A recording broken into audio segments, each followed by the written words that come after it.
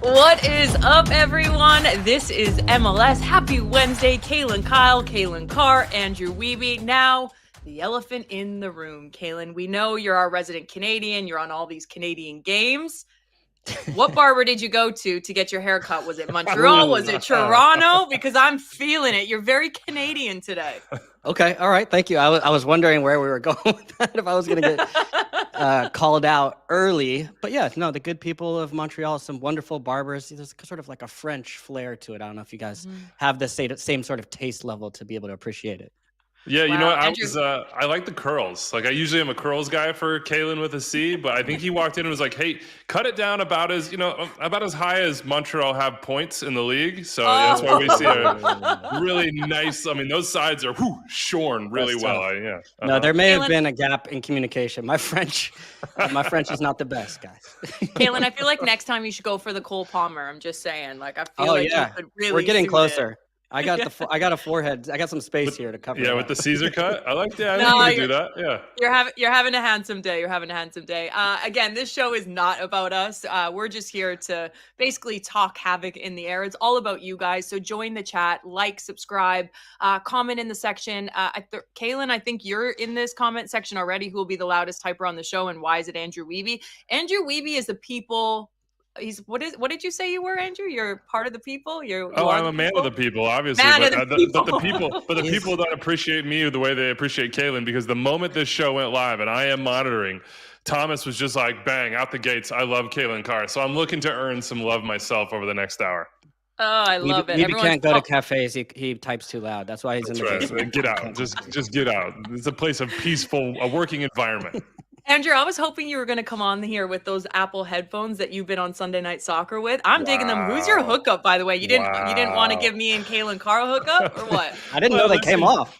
You can wear those in the studio, Kaylyn. You can wear those, obviously in Montreal or whatever fine city you're at. That Apple wants me to have those front and center, and bless them for it, because the noise canceling in stadium on Sunday Night Soccer is a literal game changer for me. Kaylyn, when you would talk to me on the pregame show, sometimes I was just like, I have no idea what you're saying. It's too loud in here. Bang. Little noise canceling. We're off and running. You know what I need? I need those for studio, so I can't hear Sasha Klushton anymore. So I'm going to reach out to your contact. Let's get into it, because there's some games, actually midweek, a random midweek games, two midweek games happening here tonight on MLS Season Pass. You can watch both of those there. The first one being Inter Miami taking on the New England Revolution. The second one, LAFC Colorado. Now, for Inter Miami, obviously they came off an impressive FIFA Club World Cup. Their first game back, a dominant performance against Montreal up in Canada, 4-1 on the road. Messi with a brace, could have had a hat trick. New England Revolution, some good news. Campana back in the lineup, but missed a couple of opportunities. So let's start with the early window game tonight with Inter Miami and New England Revolution. Kaylyn, let's start with you. What are you making of this matchup? What should we be watching for? Well, I was just imagining, leading up to this matchup, Caleb Porter doing a film session and showing the highlight of Lionel Messi dribbling by 6 Montreal players. And how do you game plan for that? How do you stop that? I was there in Montreal, as you guys were well aware of, calling that match. And even myself, I had to sit back and just marvel at what he was able to do. We've seen him do this in the past throughout his career. And this was sort of like the last maybe type of goal he had yet to score in MLS, which was just like to make defenders cross each other, clatter against each other to continue to spin. And then he just puts it in the top corner just for good measure at the end. So it is impossible to be able to defend against. The one thing I would say for New England's perspective, if you are going to game plan, is Inter Miami give you chances.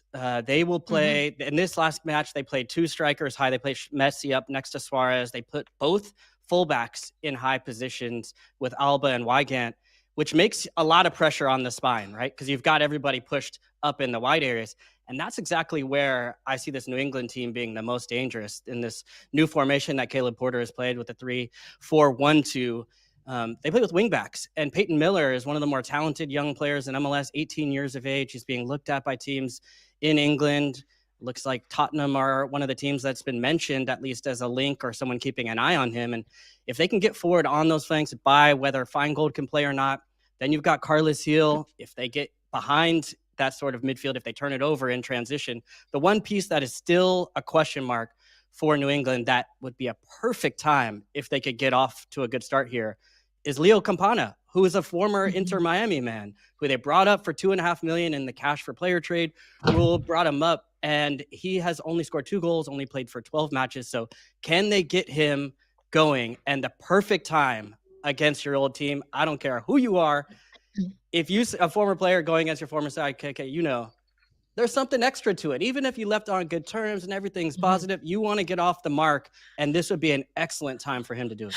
Look, I've played for a couple teams here in America. I was traded around quite a bit, so I know what that feels like to want to score on your other team. You got a goal, though? Yes or no? Any goals? I'm going to plead the fifth. I wasn't much of a goal scorer. I was more of an assist woman. You know what I mean? Okay, hard tackles, messages sent.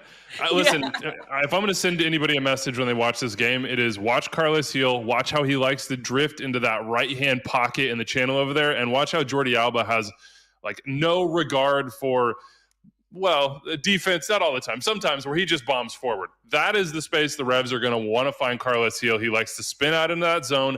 If they can get it on his feet, everything runs off that. It's the entire concept of this attack. It's why it works. Find Carlos, find runners, and go get width around him. I'm very curious to watch Inter Miami in this match. They need to win. 17 games played, okay? 17 games played. They are currently outside the top 4 in the East. It will not be that case at the end of the season. But home games, that's got to be all 3 points. No negotiation on that for Miami to reach their goals this season. Maybe that's why I was traded so much, because I just cut everyone off all the time. There is some big news around Inter Miami, and obviously I was lucky enough to work there for when they first entered into the league. I was there for 3 years, and speaking to Jorge Mas and David Beckham, I always had asked them, what's the goal of Inter Miami? What's the goal of the new expansion team? And both of them always said to me, we want to bring the best players in, the best superstars in, and we want to really change Major League Soccer and really leave a lasting impression on Major League Soccer. David Beckham promised us this when he was at Galaxy. He's done that now at Inter Miami. They've done that. They brought in the world's best players, but most recently, there has been links to Rodrigo de Paul, the now Atletico Madrid man, Argentina coming off the World Cup in 2022 with Lionel Messi in Qatar. And the man is a dog and the beast in the midfield. So let's just say, potentially, he makes his way to Inter Miami as a designated player. What happens? Because you have Messi, you have Sergio Busquets, and you have Luis Suarez that are on DP contracts. Well, it's technically Jordi Alba, actually, which is even more incredible. Jordi Alba, excuse me. Yeah, that's the other DP. But this is what makes it so fascinating. Rodrigo de Paul is a great player.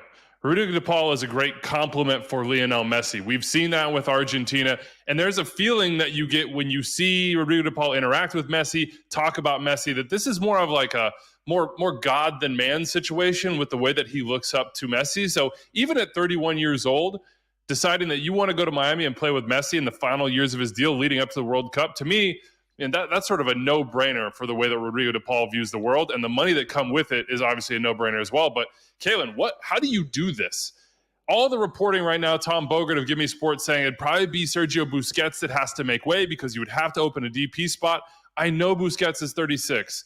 I know there have been moments this year where people have said, hey, Miami would be better with somebody a little bit more mobile, a little bit more able to disrupt play behind Messi and Suarez because they just can't defend. But Busquets leads this team in minutes. He leads them in starts. It's Sergio Busquets. Are you really going to force him into retirement? Unless he wants to retire, unless Busquets is saying, listen, I think I'm good. I'll waltz off with a little half-season buyout into the horizon. I struggle to understand how this happens realistically, but I mean, you could rinse and repeat that with Miami over the course of the last few years with Messi. Why are people throwing Busquets' name in the mix? This is where I'm kind of confused, because I look at someone like Luis Suarez, and he's come out publicly and said that his knee problems. No, I understand that, but you could even drop Busquets down to TAM. You never know. Rodrigo de Paul could come in and want to just play with Messi and you can't drop Busquets down to TAM. He is a senior DP. Let your rules out of the door, He's a senior. Andrew. It cannot happen. That's why this is so interesting and complex. So annoying. No, there's no Anyone else space in the chat that doesn't know the rules of Major League Soccer with TAM, GAM, SAM, or RAM? Sure, please send me a script of it. There's no way that Busquets, after the career he has had too, would want to have this sort of unceremonious exit in the middle of a season. And you know, it would be a crime if he did. And he's not the problem. They need other pieces around him. Yes, Messi has a bodyguard, but I think the sign that Rodrigo de Paul is linked is saying maybe we need some more support. Maybe we need somebody to account not just for Messi, but for Busquets, because we've seen what happens when Busquets has to turn and run and go in transition. And the crazy part to me, which is partly why I sort of balk at some of these rumors, because Inter Miami are going to always be linked, and David Beckham is, you know, hosting the World at the stadium, is like, is this actually, if this is actually true, to me, this is crazy, because what it would cost to get Rodrigo de Paul and the position that he plays is enormous. You know, there's rumored it would cost $20 million and a designated player spot. You don't need to go out and spend that to find success. Look at that position and what you get across the league. You go to Cincinnati and you say, Pavel Buka is one of the best eights for me, a guy that can go box to box, can get around it. He was playing in the Czech league. And then you go to Danley Jean-Jacques, was in the French second division. He's one of the best eights in the league, 6'8", jumping the lanes, can go in transition. You can find these pieces elsewhere. And it seems in some ways that Inter Miami, every time there's a need, they always go to the very top and the most expensive option and a player that you would think of as a DP. And that's part of the project, right? As you mentioned, Kay, that's exciting about it. But there's also a part of it that, if it's true, is a little naive. You can go out and get better value to get around the team. And frankly, if they don't reach their ambitions, I think that will actually be the reason why they don't do it, is because it's only Inter Miami and it's only Messi's buddies and players they know, have played with, have that pedigree. You've got to have that balance. We've seen that in MLS history. Chris Henderson was the guy in that front office that would have brought normally that sort of like MLS expertise and understanding of sort of value and cap hit and what positions can be gotten elsewhere. I think it can be explained pretty simply in some ways. Like, if Messi wants Rodrigo de Paul to play with him, that might be all it takes, right? And it's not really about the logic in terms of roster building. For Inter Miami, it's about winning, first of all. And listen, they're going to go try to collect the best players to do it, but it's also about keeping their best player in Lionel Messi happy, engaged, and excited about the project for a long term.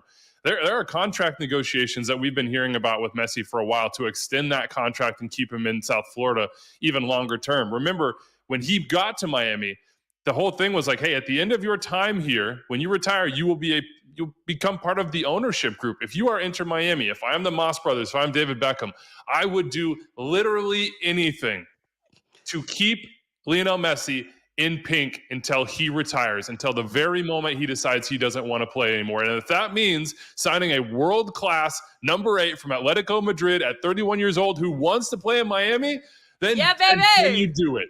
Then you do it. The laws of sort of like MLS success and roster building, they might apply to the rest of us, but they don't apply to Inter Miami and Messi. Listen, the laws do apply. I'm not saying that you break the DP rules or the roster rules, but I'm saying sort of the logic that you would play with. Listen, I still don't understand the Busquets part. I don't think I ever will. I'm on your side with that, Kaylyn with a C, but I'm watching this closely because Rodrigo de Paul apparently, reportedly, depending on who you believe, said today that he's open to the move. All right, Wiebe, you might need to tag in here because let's just be completely honest. I know football, but when it comes to rules, referees, it is in one ear, out the other. So I'm going to go to the chat because you're going to tag you in here. Maybe Busquets free agent. I'd love to have him here. Highly doubt it. I don't think I need to tag you in for that. I think that was just a statement. They have been, or some people, okay, I'm not great at English, let's be honest, but if you're coming in the chat, let's just make sure we're doing proper spelling, okay? They have DePaul on loan until winter, and then they buy Busquets, retire. Well, Busquets would be out of contract, technically, at the end of winter, because if you look right now at Messi's DPs, all of those guys, their contracts through 25 with no option years. That's Alba, Busquets, and Messi. They're obviously in the designated player model. So if you could find a way to bring him in, but listen, why would Atletico Madrid do that? Like, why would, if you pay a transfer fee for him, which is what Atletico is going to want, why would they do that? And then the transfer fee has to be amortized onto the cap. Like, it feels like there are a lot of moving parts here that just don't quite match up. I'm not sure how it would happen, but if I'm going to frame it in the positive, the one thing I would say is the idea that more players from Messi's cohort are coming in would to me, bode well for that contract situation for Messi. Yes. And saying, okay, the main goal, the one piece you can't let go away is him, right? He's the sun, the rest kind of orbits around it. So you have to, if you're looking at the positive, you could say, well, the fact that more guys are coming in is a better sign that Messi during this window, and I've seen some of those reports as well too, would be more likely to stay. Listen, I think there's two things for Inter Miami that they need to accomplish over the course of the next 2 years, 2.5 years, or however long Lionel Messi is there. One is very blindingly obvious. The Club World Cup was sort of the cast iron pan to the head. Like, they got to win. They've got to do things that nobody else has done. You saw that with the Supporters Shield last year, and then they fell short in the MLS Cup playoffs. Like, this club needs to win with Lionel Messi to establish not only a legacy for the club to build on, but a legacy for Messi in Major League Soccer, because this is just who he is. He's that competitive. He's that successful. Like, nothing matters if Messi is not winning at this club. And then number two, within winning, I do think it matters how you win. If you're Miami, I do think it matters which sort of players you're able to sign during that Messi period, because they're trying to establish themselves not just as a winner in Major League Soccer, but as a winner in world soccer. Club World Cup, yes, but in perception too. I mean, think about Real Madrid and the way that those teams were thought about for so many years. Like, they need to be Galacticos. They should be Galacticos. This team in a brand new stadium with Messi, why couldn't they sign anyone? And that's the sort of dream to reality stuff that the Moss brothers and Beckham talked about from the very beginning. Why hold your dream back? Why say we can't get Rodrigo de Paul? You should be exploring every single thing if you're Miami, and I applaud them for doing so. But Wiebe, they're not even, forget Real Madrid, they're not even the Galaxy. The Galacticos domestically, and Beckham is the best example. Beckham is the best example. He had the fanfare, all the media attention. I played in MLS during this era. It was crazy. But it didn't count until he got the 2 trophies, right? Until he lifted the MLS Cup back to back. I don't want to talk about those games, but still, that was what made that come to fruition. And that's the standard. That's what it has to be for Inter Miami. That's where they're going to be measured. Forget the Club World Cup. That, for me, that doesn't matter as much as what happens within the league as far as the legacy here in MLS. Because if they don't win a trophy, if they don't win MLS Cup, for me, it is a failure, because that's what the standard has been forget just Messi, right? I'm talking about just throughout the history of this league. That's still the holy grail, and they have yet to do that. And I think that when you look at those Galaxy teams, yes, they had Robbie Keane, yes, they had David Beckham, yes, they had Landon Donovan, but they also had Omar Gonzalez, they also had AJ De La Garza, they also had Robbie Rogers, Juninho, yep, Marcelo Sarvas, great goalkeepers. And that's the part where I'm saying the links are not Rodrigo de Paul. It's like, where else can we find players? Where can we find talent and add this to this team to make it a winner and to get over that final dream?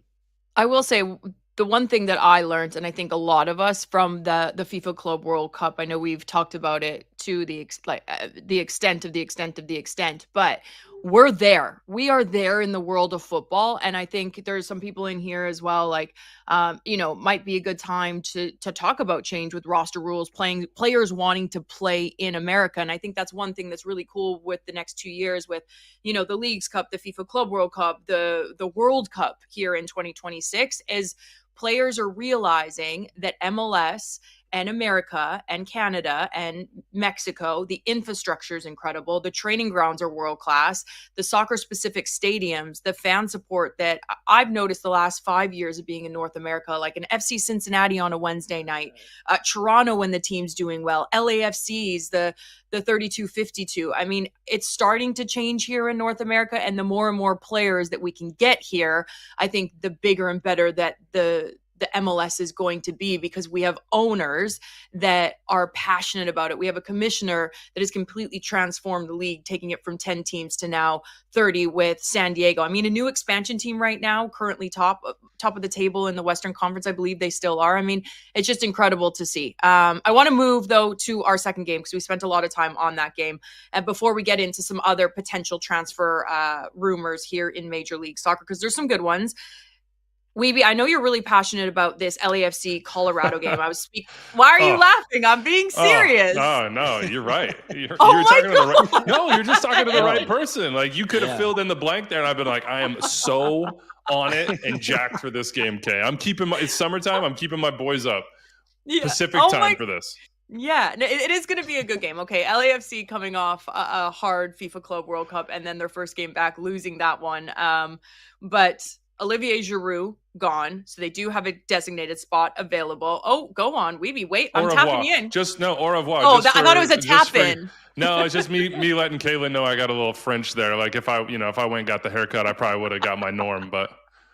Oh God, go on. What are you making of this matchup, Wiebe? Yeah. Okay, listen, this is like a reset a little bit for LAFC this summer, and it seems like every summer they find a way to do that in terms of the transfer window. With Giroud out, I think they're going to go back in the short term to sort of what makes them at their best, and a lot of that is just finding moments in transition via Denis Bouanga. But what's crazy with this team is they've got one loss in 10 games. It's LAFC.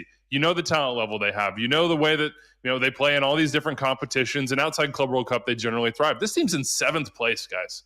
7th place in what I think is a very weak Western Conference. So this second half of the season, the au revoir, so to speak, for Steve Cherundolo at LAFC is extremely important. And it's also important for the club because they're going to have 2 open designated player spots on July 24th.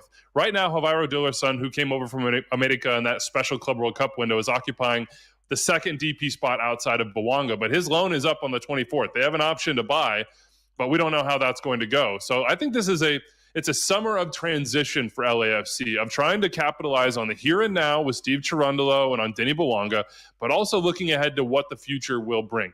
Will Dillerson be a part of it? That I'm not so sure of. He's a very different winger than Bouanga. He is not goal dangerous. That is not who he is. He is more of a dribbler, a creator, but they need some sort of balance between the two, because when I watch LAFC of late, I see everything drift to Bouanga. The player's eyes drift, the ball drifts, defensive pressure drifts, and at some point you've got to give him just a little bit of respite, a little bit of space, a little bit less pressure to express himself. So I'm curious to see over the next, 2 weeks or so what Dillerson does. Does he even start? Are they planning on keeping him around long term? And then what happens at the number 9 spot? Giroud is gone. Is it going to be a Bobasi? Is it going to be Ordaz? Kaylyn, I'm not sure who I would take. A Bobasi or Ordaz? I'm putting it to you right now. Who should Cherundolo lean on?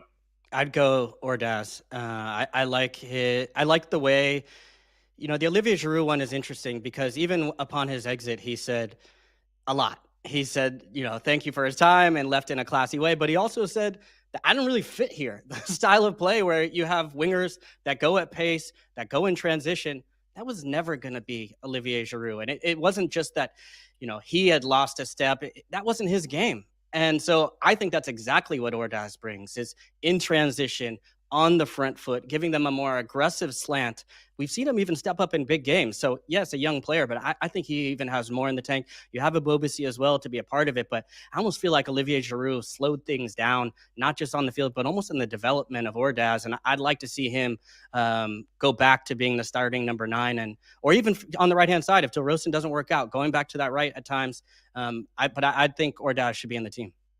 All right, well, let's start with keep with attacking players, but jump over from the West Coast to the East Coast, because there has been some news reportedly that Timo Werner could potentially be joining the New York Red Bulls, a team that is in dire need of someone in the attack. Yes, we can touch on Choupo-Moting. He's been good in the last few weeks. Emil Forsberg has been phenomenal since joining Major League Soccer. It's almost been a seamless transition for someone like him. But if the New York Red Bulls are potentially able to get a player like Timo Werner, does that take that team from average to great and a real contender in the East? That's you. Well, listen. Man, I was going to say, should I move on? Your reaction. You're taking it, Kaylyn. I was on this tip over the last year, so I've been saying all these things of just like, hey, you got to get top 4 if you want to make MLS Cup. Like, you got to get to the top 4. And right now, Red Bull are off the pace, but they're the reason that I'm taking that up and I'm throwing it out the window, because what we saw last playoffs, it proved that it doesn't really matter. You can still find your way. You need everything to bounce your way. You need Inter Miami to lose to Atlanta United. Yes, that happened. They took out Columbus. But they got hot at the right time. And I like this team still. I think they're right in the right place. They added Choupo-Moting, but the problem for me with this team is it's all underneath. It's all coming back to the ball. Forsberg is better in the half spaces with the ball at his feet. Choupo-Moting is great in hold-up play. He's a connector, but they don't have those deep runs. And since Lewis Morgan's injury, they haven't had that same threat. They've tried to bring it in with Mohamed Sofo and a cast of characters that have come through and done a good job. But you need that top-end quality. And when you get to a final, that's the type of player that can make a difference, a Timo Werner, who can get in behind to stretch the team. And so I love the fact that this is being rumored. I saw This Is MLS a week or two ago with Emil Forsberg on the program. He didn't exactly shy away from the conversations that maybe were happening behind the scenes about trying to broker for this. And if I were him, I would be giving him the hard sell on New York City, on this team, on this club, because I think if they get a high-end elite number 9, they have the pieces, they have the style of player. I like the manager. They've gotten close, and I think he could take them over the top. No doubt. I completely agree with Kaylyn on this one. I make it my business to not be worried about how other people spend their money. And if the New York Red Bulls want to spend their money on Timo Werner, I applaud them for that. I understand that it is not 2019-20 when he had 28 goals for Leipzig. But if you look back on that season, who was his teammate? Emil Forsberg. Who understands what he can do? Emil Forsberg. Who needs a new environment, a new moment in his career? Timo Werner. This time at Tottenham, it has to be sort of rock bottom for him. All the moving around, the loans, the different environments, the lack of goals, the lack of success, all this momentum built up in his career has sort of stalled. And now I think it's just a choice for Werner. And this is what the Red Bulls have to suss out, as does Werner. Is New York where he wants to be? If Timo Werner wants to be in New York, if Timo Werner sees the opportunity and wants to get to that city and that club and grind and restart his career and put everything into it, this is an absolute no-brainer of a signing, because he is the perfect complement to the attacking pieces that they have already. And it's a sign of ambition from a New York Red Bulls team that we've been begging for a long time. To go get Choupo-Moting, to go add Werner, those are moves and connections to the club in Germany, including Forsberg, that, listen, we asked, and if they deliver, well, then let's see what they can do on the field, because I agree. The coach and the structure is pretty darn good. I want to talk about the structure and jump to chat, because there is an interesting one there. If they do get Werner, you guys think that they will play with him and Choupo-Moting up top at the same time, or just rotate between them? Yeah, I think it's together. Yeah, juntos. Whatever it is in German. My German's not great, but you got to play them together. And the thing I would say is Choupo-Moting has played. He's not the guy that wants to have all of the pressure as the 9 to score all the goals in that selfish way. We've seen even in his time at Bayern, at PSG, he's played with some of the best players in the world, and he's often been happy to facilitate. So I think the idea that would allow him to search more, to drop into areas that he likes to operate, and then you just have the burner up top. Timo Werner can just pace him behind.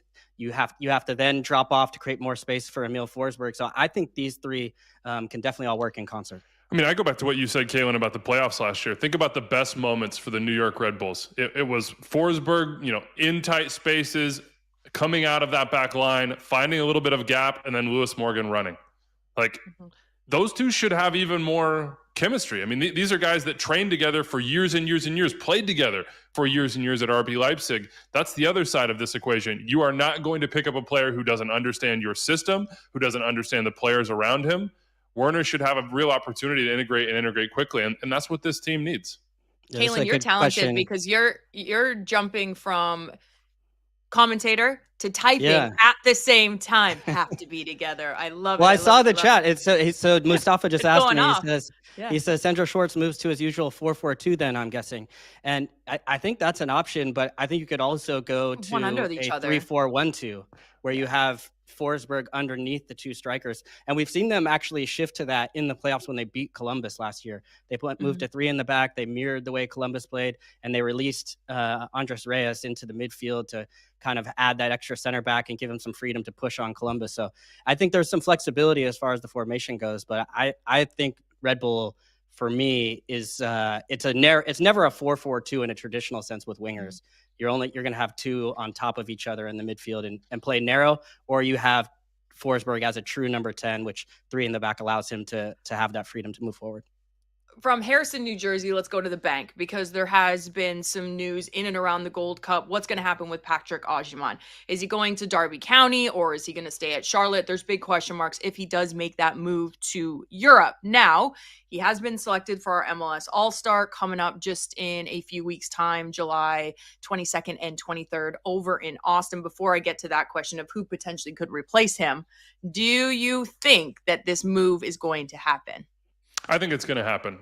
All the signs are pointing toward yes. I think it makes sense for both parties, and ultimately that's what it comes down to in transfers. Makes sense for Pat Agyemang. He would like a raise. He would like this opportunity to go to Europe. Okay, cool. Derby will give it to you. Does it make sense for Charlotte FC? Well, $8 million, I think, and that's the reported fee right now. That's a pretty good return. And if you can keep some sell on, that makes it even sweeter for you. If you're Charlotte, you can reinvest that back into your team. But also, and perhaps just as importantly, I think the transfer business done by Zoran Kernetta has been really good in order to have sort of an understudy that can slot right in and Idan Toklamati. If you look at the underlying numbers, not just goals, and Toklamati scored some good ones so far this year in spot duty, but non-penalty XG per 90, basically how many goal-scoring opportunities are you getting per 90 minutes? It is 0.65 for Toklamati and 0.32 for Agyemang. Toklamati gets in good positions to score a goal. He's 21 years old. If Big Pat moves on, that is a huge round of applause for the club and the player. Job well done to develop a super draft pick into an $8 million player. And then this is the way it's supposed to work. Now you got another guy ready to go, and you've got money in the bank to go get a DP9 in the summer as well. I think it makes perfect sense for everybody involved. And when things start to make sense in the transfer market, they tend to happen. I am less convinced or less sure of this from the standpoint of Charlotte FC because they are already in some trouble right now. They were number 1 in the East at one point and then fell off a cliff. And then they haven't won in their last 4 games. I'm calling their match this weekend against New York City. And look, without Agyemang, he gives them that verticality where they can play out of pressure at times. I agree. I like Toklamati. I think he gives them something a little bit different. He's a smart player. He can connect a little bit more maybe than Agyemang at this point. But Agyemang's just different than many players you see in MLS. It's part of the reason why he's leaving. And it hasn't worked on the wings with Wilfried Zaha really to be able to threat. You need that pace in behind to open things up for them. And then defensively, it's been a struggle. But, hey, I get this for Agyemang, mainly because he's going to get paid, right? That's what this is about. It's like you want to get paid. It's a huge club as well, yeah. I think he fit the championship style of play. It's very similar to the way that he likes to operate already. He's already got his opportunity with the national team. Pochettino likes him. And does he get lost in the championship, though? Like, sorry, Kaylyn, I just, because I've been going back and forth with this. And, like, yes, the championship's a great league. But we've seen a lot of American players, attacking players, go to the championship, get minutes, but it really hasn't progressed their game. And I'm not taking anything away from the championship league, but I just don't feel like you look at all your players that are in the championship team and for the U.S. men's national team, have any of them really stepped up in the attack consistently? Yeah, I mean, it's a good question. It's a good question. But look, guys like Josh Sargent haven't got a chance recently under Pochettino to do that. And I think a lot of it comes down to Pochettino. If you are Pat they had chances before Pochettino. I know. You would have had to look, if you're Agyemang and you're in camp and you're going through these discussions, you will have gone to your manager and said, what do you think? Because 2026 in the World Cup is a massive, massive once-in-a-lifetime opportunity. You know, if he makes the move to the championship, he'll be one of 2 strikers on this Gold Cup team that just did it. Damian Downs just did it. He just went to Southampton. Now, the thing I would say about the opportunity for Pat is that Derby does not have a goal scorer. Like, their top scorer last year, and they were barely above the relegation line in the championship, had 10 goals. Second top scorer had 6. So there should be opportunity for Agyemang, and I would assume, and I would be shocked if this is not the truth. I don't know it for fact that he would not have gone to Pochettino and said, do you like this move? How will this affect my standing within your group? But I agree with you, Kay. He's got to score goals. Like, it doesn't matter where you go. If he doesn't score goals, then this isn't going to be viewed favorable. Yeah, I don't know. The last thing I would say, he didn't seem consistent in the Gold Cup. Like, yeah, he got into opportunities, but if you're a striker and you're on the world stage, you got to put the ball into the back of the net. That's all I'm saying.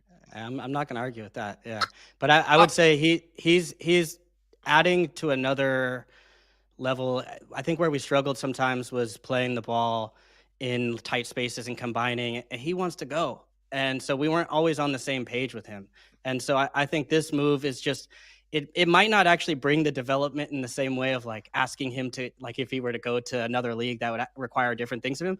But I'm okay with playing to a player's strengths, especially at where Agyemang is. Can he be, the pressure is going to be on him. Can he be consistent? The physicality, can he add that finishing touch? We've seen it. Can he do it consistently? You got to remember also, he's only been in MLS a couple years, right? And so he's still relatively new in his professional development. And I think if he raises another level or is asked more of to be in a different area, I could see him maybe not winning the number 9 position to begin with to start for the U.S. men's national team, but learning how to play under different environment pressure and being more of a difference maker, maybe coming off the bench. Yeah, I completely agree with that. Now, the other thing we'll just end with here is that the pressure's on Charlotte. Like, it's fine to sell Agyemang, but as a club, if you sell him and you haven't hit on a DP striker so far in your time, think about Swiderski, think about Kopetti, the amount of money expended there and the lack of success relatively. Swiderski better than Kopetti. Well, now the pressure is on Charlotte to identify the right player, to sign the right player, and to elevate this group. Because, look, Kaylyn's exactly right. Like, it's been a bad couple months for them.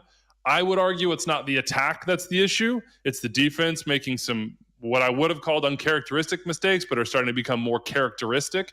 That's what's got to be solved for this team to get back up the table. Oh, and go sign that DP9. Some people in the chat saying props to MLS Next Pro. Hell yeah, I completely agree with that. The September U.S. men's national team roster drop is going to be one of the most anticipated roster drops. Couldn't agree more. Speaking, I want to stick on designated players and jump over back into the... We're just taking an airplane. We're going back and forth. We're getting our air miles. We're basically Andrew Wiebe here right now on Sunday Night Soccer. Hernan Lopez back to juniors in Argentina. Now another DP spot is open for Bruce Arena's men and San Jose. First off, before I ask, what do they need? Is this not like... I know he's not part of Bruce Arena, but you bring him in for all this money and then you're like, all right, goodbye. See you later. No?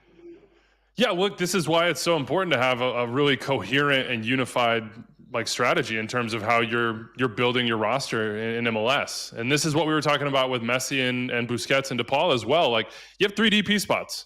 You need to be extremely strategic. And if you miss, it's tough to pull yourself out of that. So I would say credit to Bruce Arena and San Jose for, one, recognizing and admitting that this is not a fit for them.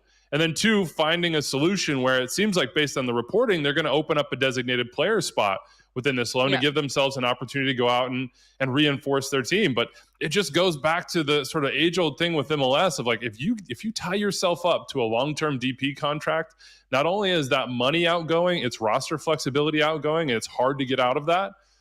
Props to San Jose for finding a way. And now it's just a matter of what they do with that open spot. Mm-hmm. I'm curious to see what they do and where if they do go out and get a designated player, where they put it. Because right now they're playing with Christian Espinoza, Joseph Martinez, and Arango as the front 3. And I'm not sure if a DP number 10 really fits with the way Bruce Arena likes to play. He's used it before, but Arango can drop deep, can help facilitate. And I worry about the balance a little bit. I like Bo LaRue. I was waiting for Wiebe to say it. I can't believe you didn't take your opportunity then. I was saving it for you. I'm a team player. I'm a team player. LaRue.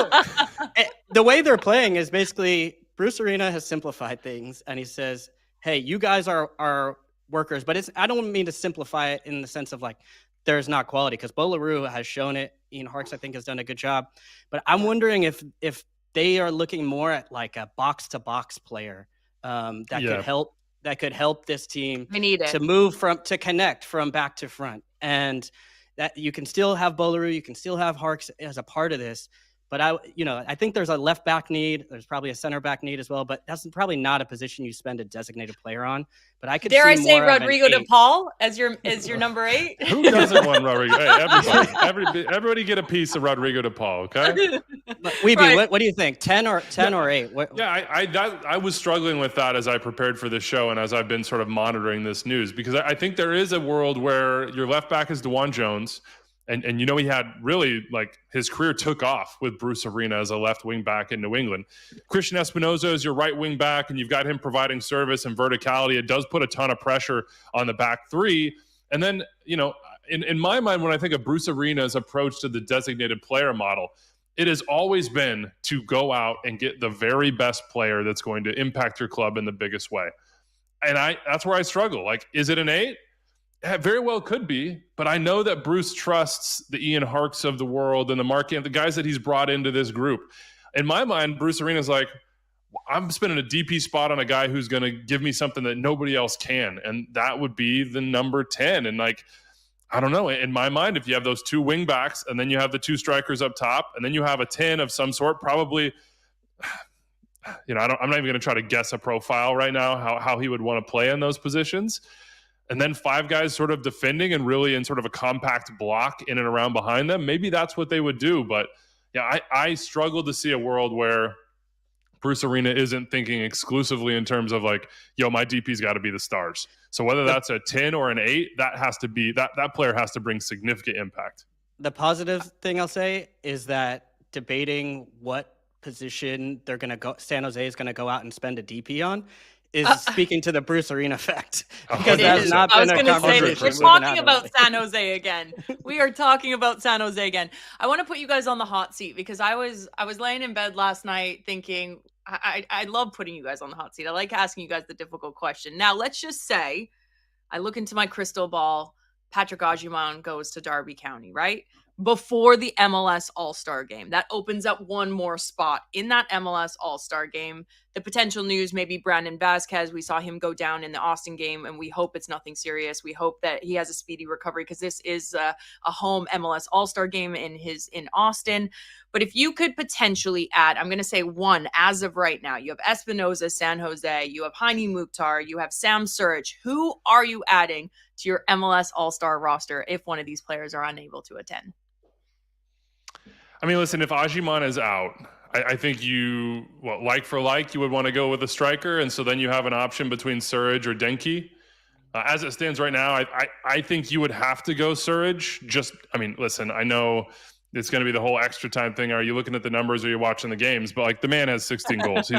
He's your golden boot leader, and the way that he's exploded, it would be kind of crazy to me to not involve him. But I would personally go Surridge. But I feel for Denki. I feel for him not being involved. But listen, not even Espinoza? You're not even throwing him in the mix? Like Espinoza or Kai Wagner would also be great shouts. But if we're talking about strikers, then I'm going to knock on wood here. I'm really hopeful for Brandon Vazquez that it's not something serious. We saw him taken off on a stretcher after a non-contact last night in the Open Cup. If it is an injury that would keep him out of the All-Star game, you could go Surridge and Denki, okay? So, you might get your wish and have both. I like that shout. Who are you shouting out, Kaylyn? I'm going the same. Boring, we're gonna get into Kaylyn. We're gonna get into a debate later, Kay, about he doesn't want to give away his material. Yeah. Oh yeah. Okay. I'm gonna take the chance to put you on the spot then, Kaylyn. Between 2 wingbacks, who's more deserving to be in the All-Star game, Kai Wagner or Christian Espinoza? Ooh, I'm gonna Espinoza. go. It's not even a debate. I'm gonna go with Kai Wagner. Oh, it is a debate. Start the debate. Are you kidding me? Chat. Let us know. Break it. Let's go, chat. Oh, Kaylyn, you're lucky we have to move on. You're lucky. I'm surprised the studio crew had nobody from Philadelphia on the team. This is like near the top of the Eastern Conference. Bradley Cardinale has reimagined this whole team in an instant, and Kai Wagner should be there. I mean, defensively, they've been great. He gets forward. The assist numbers are there.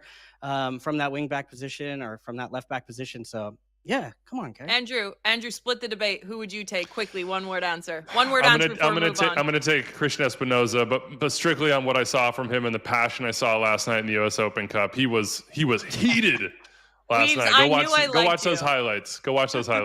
Well, speaking of last night, because the U.S. Open Cup quarterfinals were on, Minnesota, Chicago, San Jose, Austin. We saw Minnesota in an absolutely dominating performance over Chicago, 3-1 victory in that game. San Jose, Austin, that one had to go to pens. Austin ended up taking that. We obviously touched on the Brandon Vazquez taken off on the stretcher. We honestly wish him nothing but the best because he's such a nice, down-to-earth. He's in the mix as well with MVP for MLS All-Star with Denny Bouanga, Messi as well. So we wish him a very speedy recovery. We don't have the ins and outs of that as of right now. So let's start with Minnesota, Chicago. We could actually see a new winner here in the U.S. Open Cup other than DC that won it back in 2013.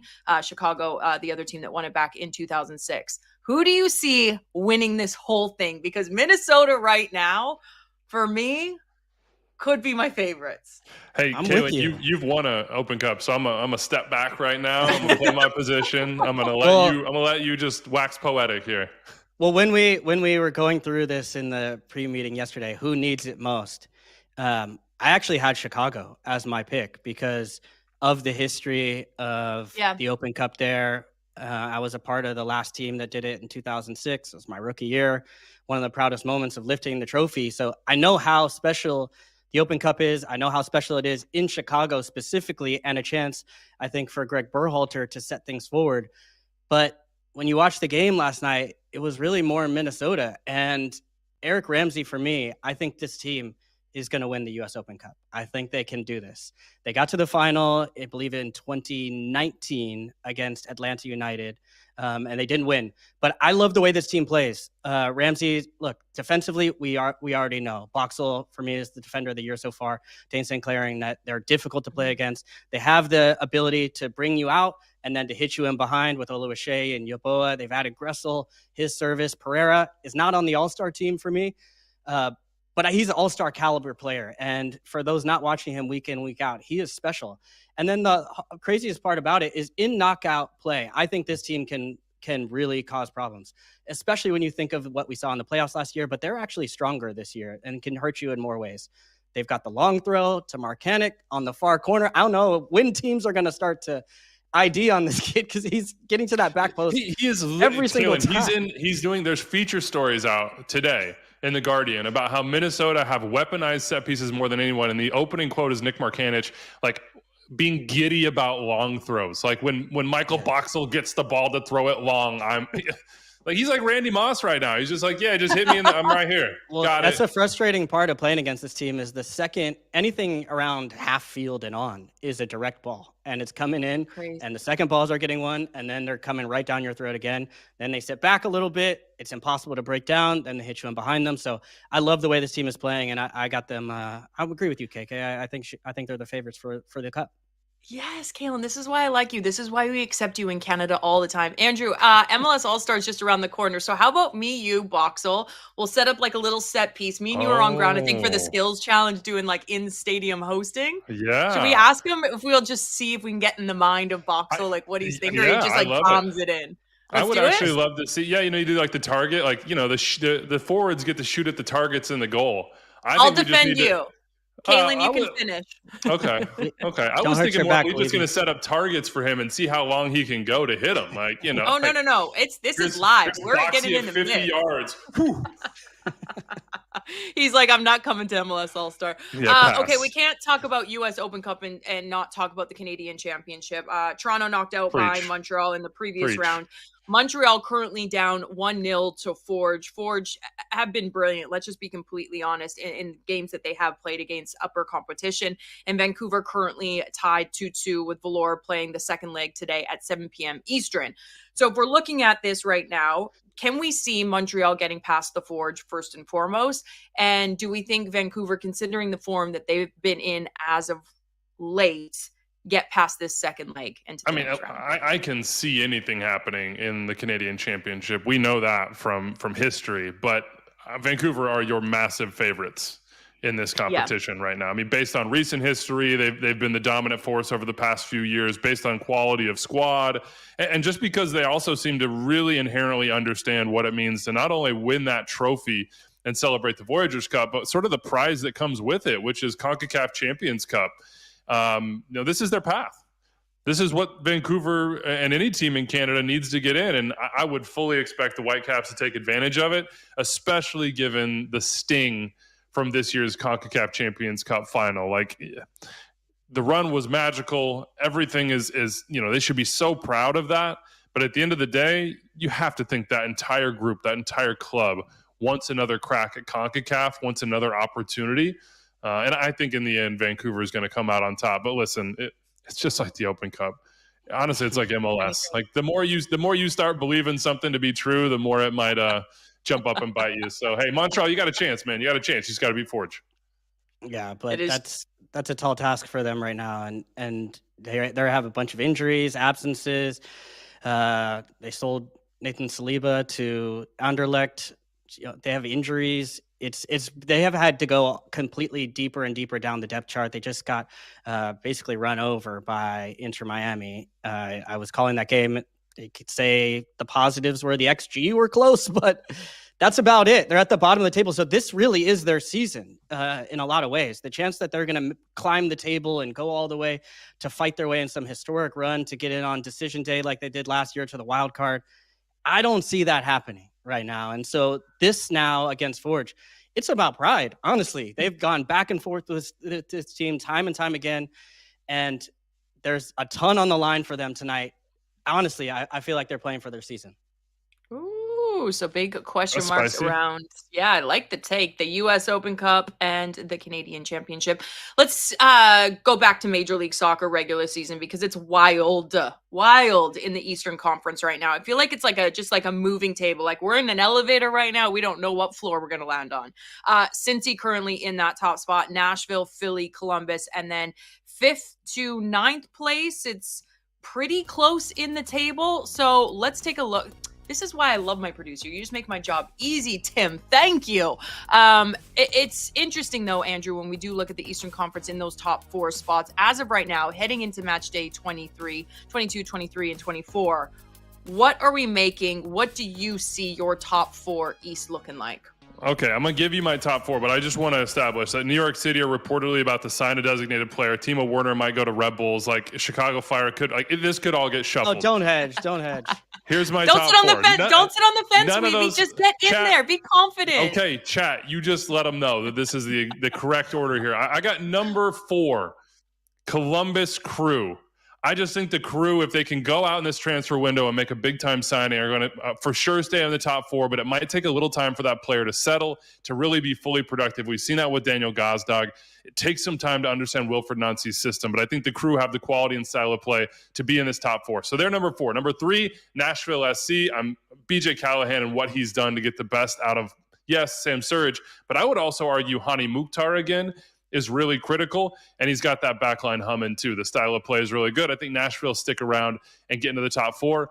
I know Inter Miami are 6th right now. There's no way that Inter Miami are going to stay that low on the table, especially not with 4 games in hand. I'll be watching closely tonight against New England. I expect 3 points. I expect them to climb, but I don't expect them to get to the top of the East, and that is because FC Cincinnati are going to hold on to it. The reason being balance and an ability to thrive when the margins are super, super tight.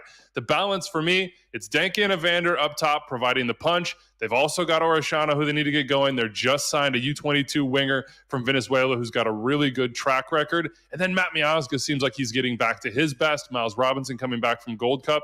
I just think the balance between attack and defense and an ability to play tight games is what puts FC Cincinnati over the top. They will be number 1 for me, and I believe they will be the Supporters Shield winners, just barely pipping San Diego FC. Wow. Kaylyn, agree, disagree? I am going to disagree with yes. Yes. And I think it's because people have a short memory. And we're not thinking about Inter Miami right now. Are you telling Wiebe that he's basically a goldfish right now? I had them second. Don't be like a goldfish, Wiebe. Second. How many times have you seen Messi and finish second? Not often, right? And they have 4 games in hand, as you mentioned. If they win all those, they're right at the top, right? They're actually not far off their points record last season. And everybody's questioning, are they going to take a break after Club World Cup? Are they going to have trouble integrating? Messi gets on the plane to Montreal. They play a midweek in New England. He's on the same plane going up on turf, and he's might get a hat trick the same way we just saw. So same thing with the Golden Boot race where everybody's getting really excited about Sam Surridge and, all these players that are, running for it. Ty Baribo, Messi. The answer sometimes it's simple. It's right in front of your face. So Supporter Shield, until somebody knocks them off, I'm not going away from Inter Miami. Can I just point out one thing in your take here? Yeah. 2 of the next 5 games for Miami are against FC Cincinnati. So we may not have the answer, but we may have a pretty clear indication very soon. And one of those 5 games is against Nashville, who I don't see them in your top 4. Okay. All right. Yeah, I'll get to that. But yeah, I've got Cincinnati as 2. And I think a lot of people have maybe said, okay, this team can't really win comfortably. I don't have an issue with that. In fact, I think that's a strength. I think the fact that they win. It's been their story, though, as well. When they won the Supporter Shield, that's exactly how they did it. So they're just running it back with new pieces, better pieces for me, and doing the same. I think defensively, they can even get better. They just signed a Venezuelan U22 today. I think we'll have to wait till the end to the transfer window near the end of July to be able to come in. But that's the one piece where I'm saying, okay, maybe on the flanks, they haven't gotten the same production from Orejano that they had in the past. Can they add a piece to really throw some rocket fuel on that? Because you got to worry about Evander in the middle, of course, and Denke up top. But if you start adding that flank play, that's where things could get scary. But I've got them close. But until they knock off the top, I'm still sticking with Miami. I got Philly because this is the one you said, okay, everyone's going to forget about Nashville. I think everybody's forgetting about Philly. They've had to do with rotating cast of characters, missing pieces, injuries, rotations, and they're still hovering right near the top. Bradley Carnell's system, I think the system is the star here. They have gotten the depth to get late goals from first-time goal scorers, coming in late in games. They're playing young players. They've gotten even better production from their midfield. Danley Jean-Jacques and Lukic, for me, are 2 of the best pairings in the league. And then they've got Ty Baribo coming back now, too, to score goals. So Quinn Sullivan. So I think they can really make a run at this. But I think they're squarely a top 4 team. I just don't have them at the very top. Columbus, as you mentioned, if they add a player up top, but either way, I feel confident. Always go with Wilfred Nancy when in doubt. And I love Nashville. I'm sorry. I love what I'm seeing. But they finished 13th last year in the East. I know it's a new team, a new manager. BJ Callahan has done a fantastic job. I just think there are steps you have to take to get to the mountaintop. And I could see them getting in the top 4, but I don't see the same thing that others are saying where they're really going for the Supporter Shield. I don't know if they have that in them right now when you think especially of how stacked this Eastern Conference is. Now, the one team we didn't mention, I do think has a shot here too, is Orlando City.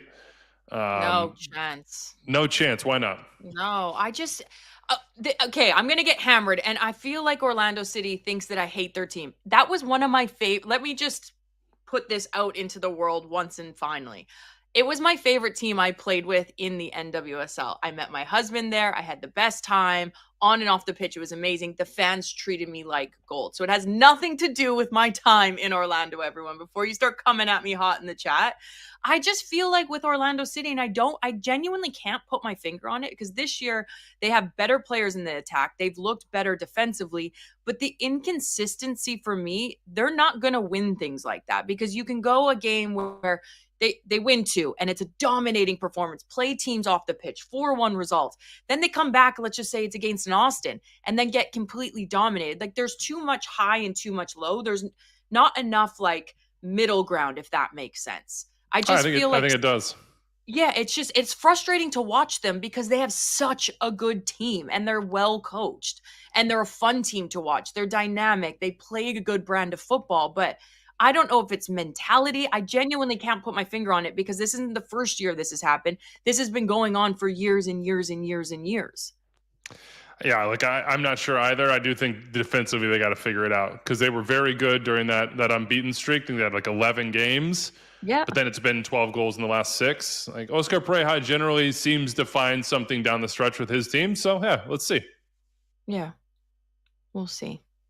Love that from us. All right. There is one good positive. Let's end it on a positive because I saw something really cool. It was actually my babysitter that sent it to me. I had this random text yesterday afternoon and it was like a picture outside of her office. It was like the beautiful Hudson River. And then she sent me this video and it was a pigeon, New York City, traveling down the Hudson. I mean, it doesn't get any much better than this. Yes, we really did that. Catches across all 5 boroughs all day long. Like it, love it, hate it, what we make adore it. I dream of being on the barge with the pigeon. It saddens me that I left New York City before Pigeon Con 2025 could occur. And, you know, I'm sad for Kaylyn if he wasn't able to go and witness the flight of this bird. Maybe I could see you on Sunday Night Soccer right in front of that pigeon arriving at the new Willis Point Stadium. That would have been sick. Yes, yes. I see the vision. Yeah, you ride by subway, bike, you could go by foot. You could take a car. That'd be silly in New York City, but the best way to go to the first ever game at that Willets Point Stadium would certainly be by pigeon. I moved to actually make this a ferry. I would like a petition in the mayoral race. Whoever makes it New York with the idea of a pigeon-themed ferry. Actually, you know what? You remember when you were a kid? You ever go to Chicago and you go on the duck boats that could drive on land and go on water? Pigeon boat. Right. That's what we need. That does it for us here at This Is MLS. Kaylyn, Kyle, Andrew Wiebe, and Kaylyn Carr. We'll pigeon you later. Dad joke.